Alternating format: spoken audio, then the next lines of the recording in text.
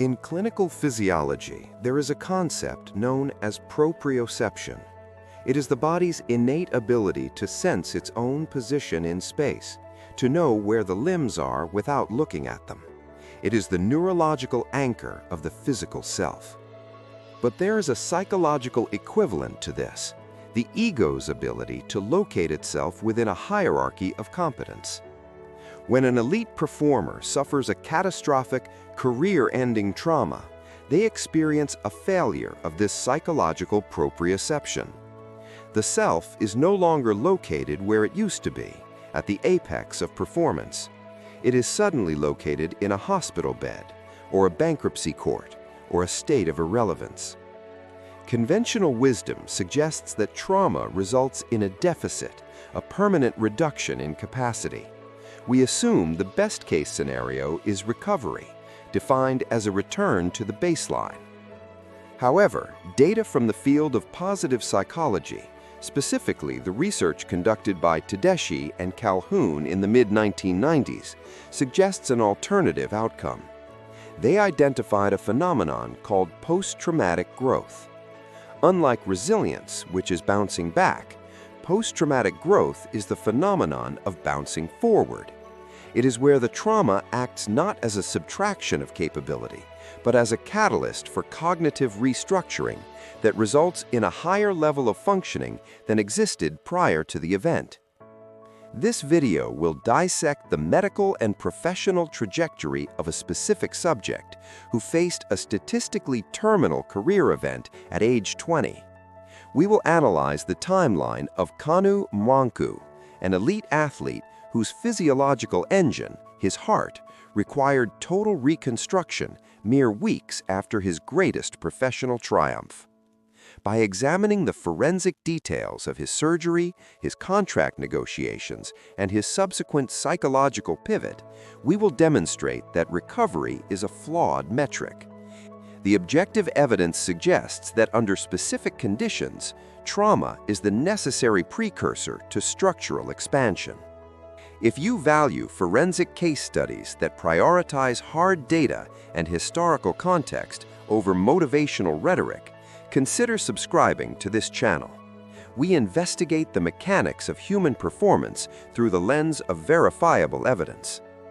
To understand the magnitude of the structural failure, we must first establish the structural load.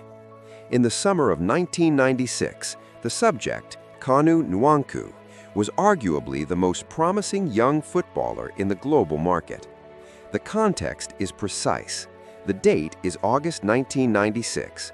The location, Athens, Georgia, during the Summer Olympics. Kanu is the captain of the Nigerian Dream Team. In the semi-final against a Brazil squad featuring Ronaldo and Bebeto, players valued at tens of millions of dollars, Kanu scores 2 goals in the dying minutes to overturn a 3-1 deficit. Nigeria proceeds to win the gold medal against Argentina. The financial stakes were immediate. Following the tournament, the Italian club, Inter Milan, agreed to purchase Kanu from Ajax Amsterdam. The transfer fee was reported at approximately $4.7 million, a significant sum in the pre-Bosman era economy of football. At this juncture, the subject's identity was absolute. He was a champion of Europe with Ajax, an Olympic gold medalist. He was 20 years old.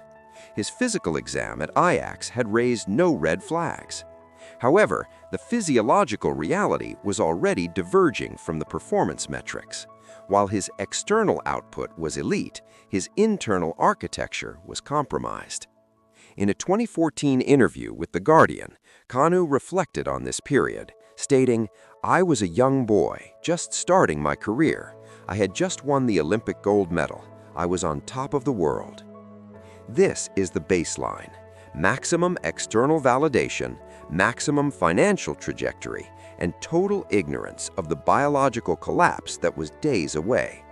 This sets the conditions for what psychologists call a seismic challenge, an event that severely shakes an individual's fundamental assumptions about the world and their place in it. The timeline of the event is documented in the medical archives of Inter Milan. On August 25, 1996, Kanu underwent a routine medical examination required to finalize his transfer to Inter.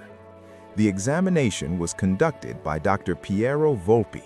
The expectation was a formality. The findings were catastrophic.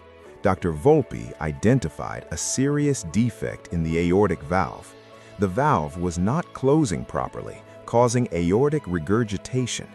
This means that with every beat, a portion of the oxygenated blood meant for the body was leaking back into the heart, forcing the muscle to work significantly harder to maintain flow. For a normal civilian, this is a manageable condition with medication and eventual surgery. For an elite athlete operating at maximum aerobic capacity, it is a ticking time bomb.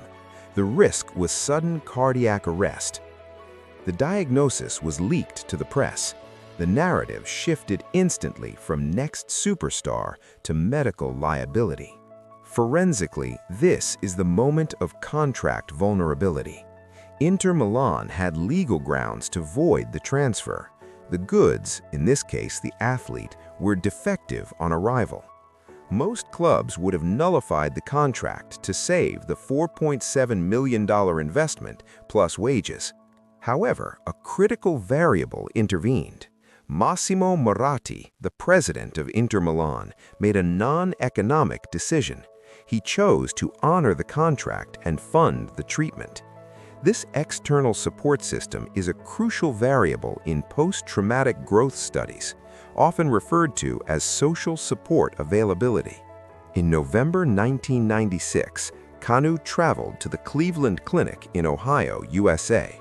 The surgery was performed by Dr. Toby Cosgrove, a world-renowned cardiothoracic surgeon.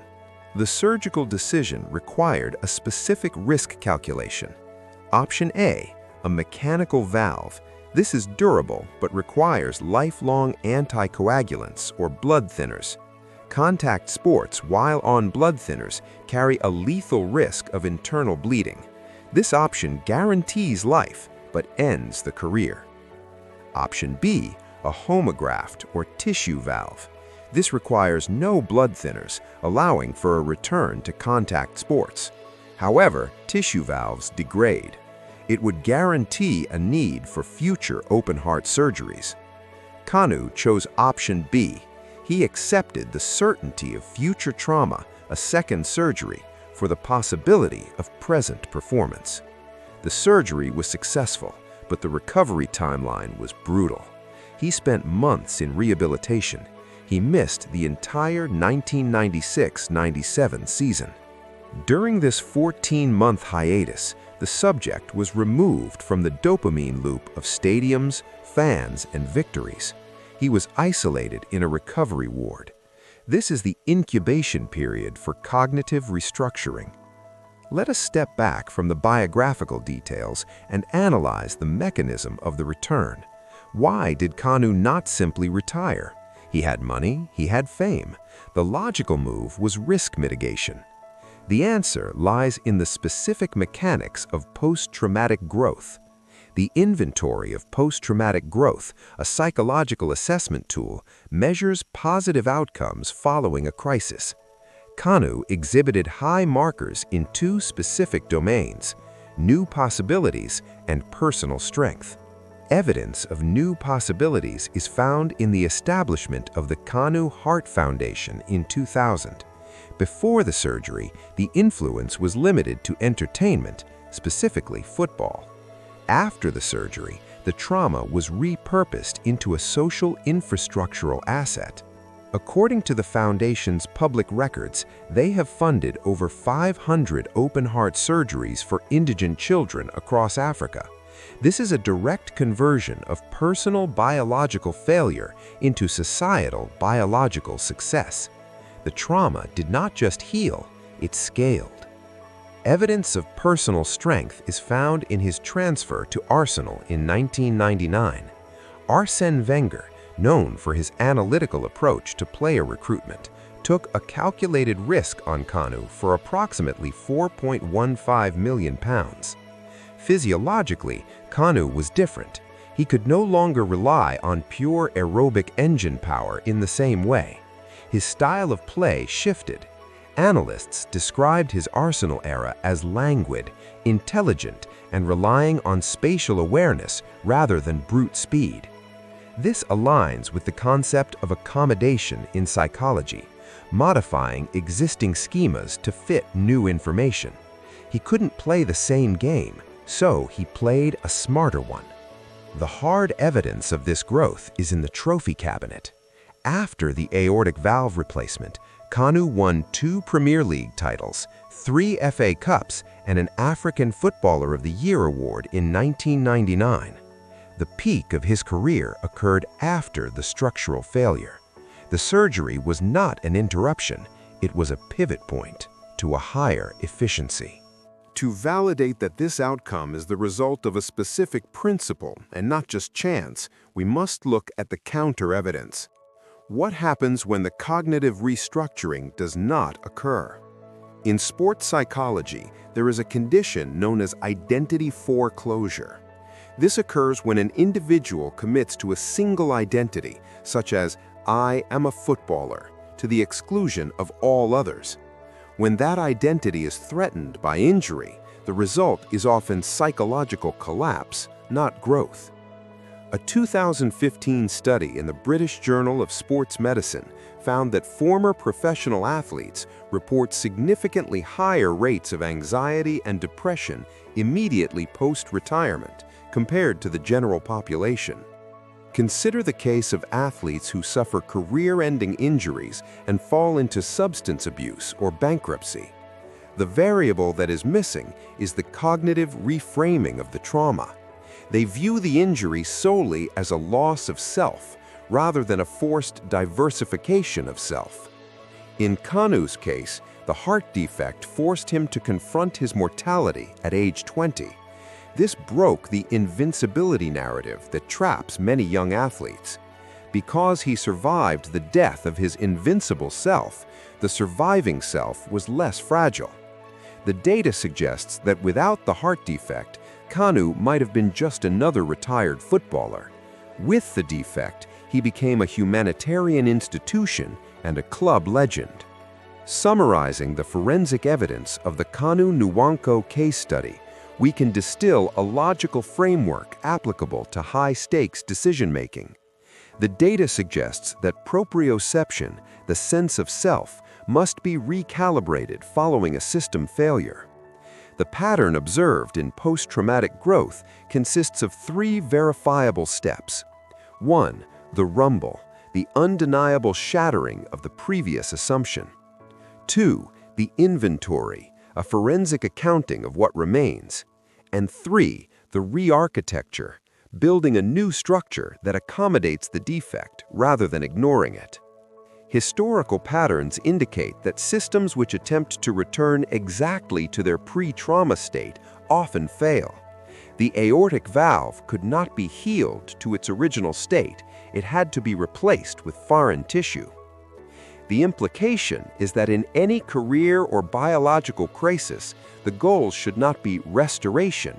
Restoration is a regression to a vulnerable state. The goal is integration. The flaw must be integrated into the new operating system. This aligns with Nassim Taleb's concept of antifragility, systems that gain from disorder. Kanu's career became antifragile because the heart condition diversified his purpose. When he eventually retired from football, his identity did not collapse because it was no longer solely supported by football. It was supported by the foundation and his status as a survivor. Looking at these events, one can observe patterns that appear across industries and decades. The heart valve is a variable. In a corporate context, it might be a layoff or a market crash. In a personal context, a divorce or a diagnosis. The data suggest that behaviors of denial, pretending the trauma didn't happen, consistently produce suboptimal outcomes. Conversely, behaviors of radical acceptance and strategic pivoting produce the supercompensation seen in the Kanu case. It is worth interrogating your own operational history. Where have you experienced a structural failure? And subsequently, did you attempt to rebuild the structure exactly as it was? Or did you allow the failure to dictate a new, more resilient design? The evidence indicates that the most durable systems are not those that never break, but those that incorporate the break into their new foundation. In 2014, the tissue valve Dr. Cosgrove implanted finally failed, as predicted. Kanu underwent a second open-heart surgery. He survived again. By then, he had already played 500-plus professional games and saved 500-plus lives through his foundation. The defect was not the end of the story. It was the author of it. If you appreciate forensic case studies like this, consider subscribing.